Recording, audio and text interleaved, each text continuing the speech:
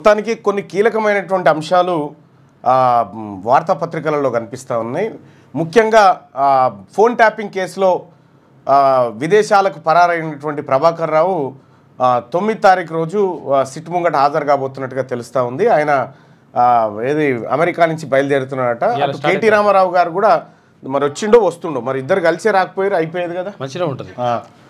కలిసి వచ్చినా అయిపోయేది, ఎందుకంటే కలిసే జరిగింది కదా వ్యవహారం అంతా. కాబట్టి అదొక అంశం కనిపిస్తూ ఉంటే, ఇక ఈటల రాజేందర్ గారు నిన్న సిట్ ముంగట్కి హాజరైండు.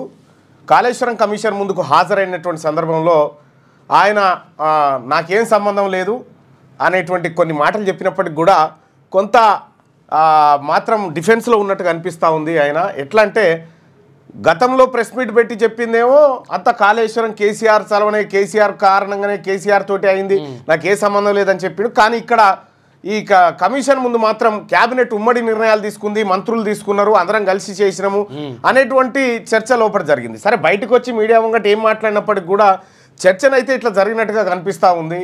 మరి ఈటల రాజేందర్ గారు కూడా కాళేశ్వరం ప్రాజెక్టు పంచాయతీలో ఇరికిండా, లేకపోతే ఏది మోదీ గవర్నమెంట్ ఏమన్నా సేవ్ చేస్తుందా? ఇక 9 తారీఖు నాడు హరీష్ రావు విచారణకు పోవాల్సి వస్తుంది. ఆ తర్వాత 11 తారీఖు నాడు కేసీఆర్ విచారణ, కేటీ రామారావు రాగానే ఆయనది విచారణ.